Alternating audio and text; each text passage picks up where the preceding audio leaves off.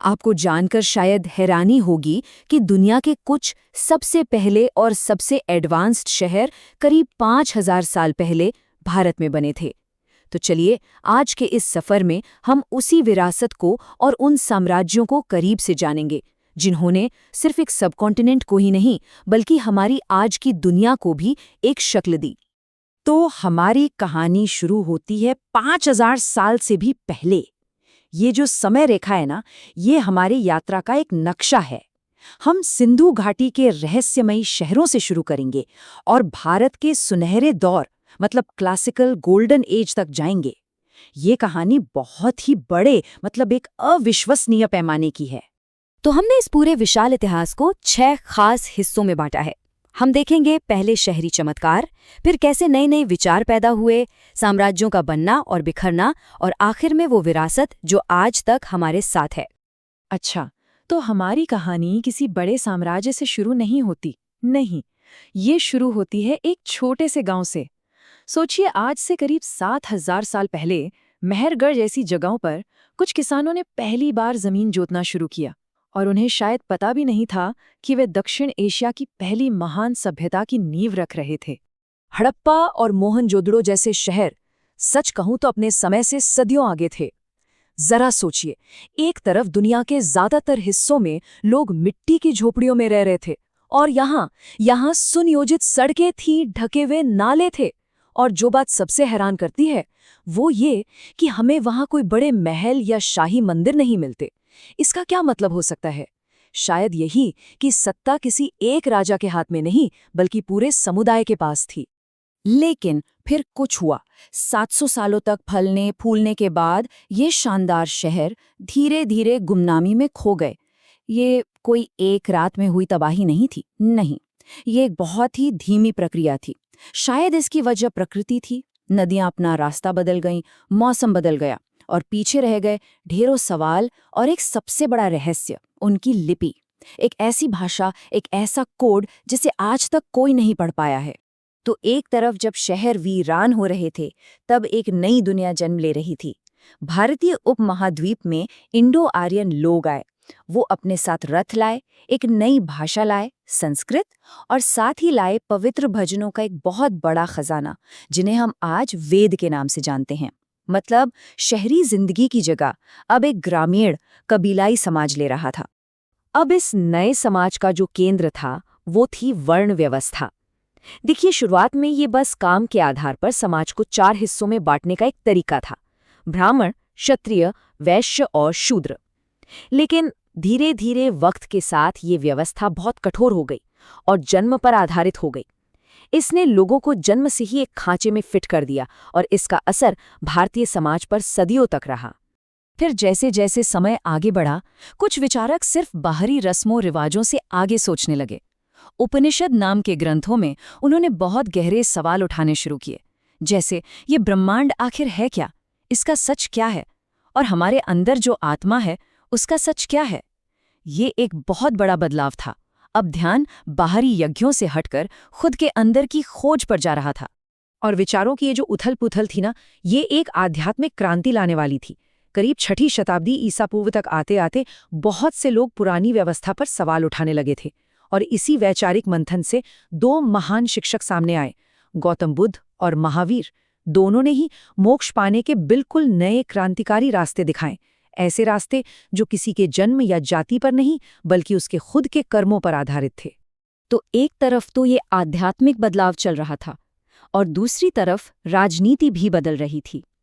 उस वक्त भारत 16 अलग अलग राज्यों में बटा हुआ था, जो आपस में लड़ते रहते थे। इन्हें महाजनपद कहते थे। और इसी लगातार लड़ाई झगड़े के माहौल ने एक ऐसे शक्तिशाली साम्राज्य के लिए जमीन तैयार कर दी जो इन सबको एक साथ ला सके। और ठीक तभी इतिहास के मंच पर एंट्री होती है एक नौजवान, बहुत ही एम्बिशियस योद्धा की, चंद्रगुप्त मौर्य। अपने ब्रिलियंट सलाहकार चाणक्य की मदद से उन्होंने उस समय के नंद वंश को उखाड़ फेंका और मौर्य साम्राज्य की नींव रखी। इन दोनों ने मिलकर न सिर्फ एक बहुत बड़ा इलाका जीता, बल्कि एक बहुत ही एफिशिएंट सेंट्रलाइज सरकार भी बनाई, जो उस जमाने के हिसाब से किसी चमत्कार से कम नहीं थी। अब चंद्रगुप्त के पोते थे अशोक। उन्होंने इस साम्राज्य को और भी बड़ा बनाया, लेकिन उनकी इस महत्वाकांक्षा की एक बहुत ही भयानक कीमत चुकानी पड़ी। कलिंग राज्य को जीतने के लिए उन्होंने एक युद्ध लड़ा, एक ऐसा युद्ध जिसमें कहा जाता है कि 1 लाख से भी ज्यादा लोग मारे गए।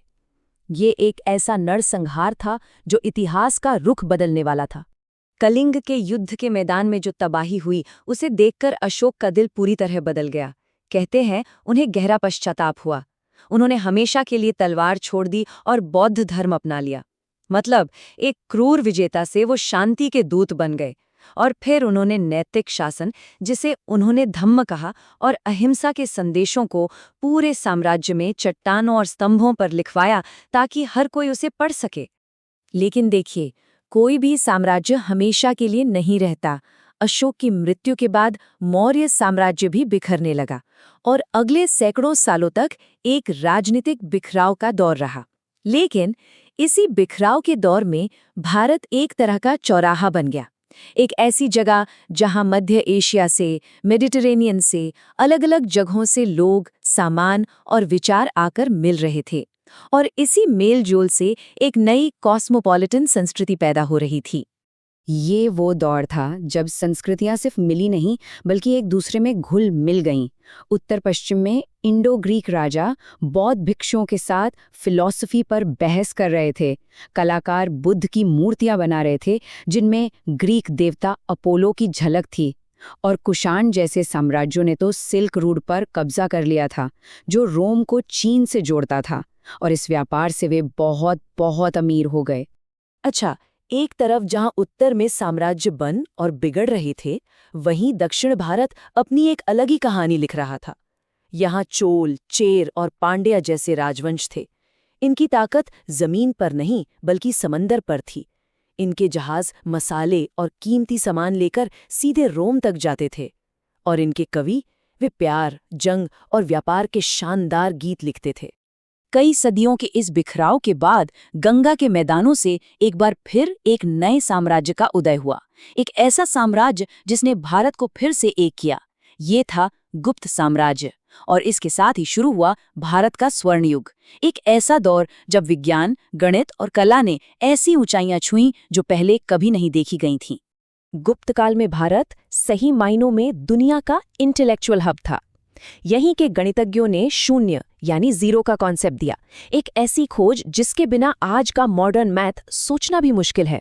यहीं के खगोलविदों ने ये पता लगाया कि पृथ्वी अपनी धुरी पर घूमती है, और कालिदास जैसे महान कवियों ने ऐसे नाटक लिखे जिनकी तारीफ आज भी पूरी दुनिया में होती है। लेकिन स्वर्ण युग भी हमेशा नहीं रहते।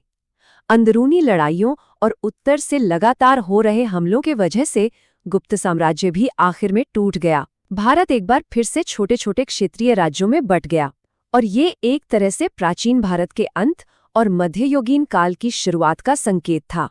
हाँ, ये सच है कि अब कोई एक बड़ा साम्राज्य नहीं था, लेकिन इसका मतलब ये नहीं कि संस्कृति रुक गई थी। नहीं, वो तो और फल फूल रही थी। इसी दौर में दक्षिण में बड़े बड़े शानदार मंदिर बने, और भक्ति का एक बहुत शक्तिशाली आंदोलन पूरे देश में फैल गया। ये एक बदलती हुई दुनिया थी, और 1206 में जब दिल्ली सल्तनत की स्थापना हुई तो भारतीय इतिहास ने एक अहम मोड़ लिया और एक बिल्कुल नए अध्याय की शुरुआत हुई।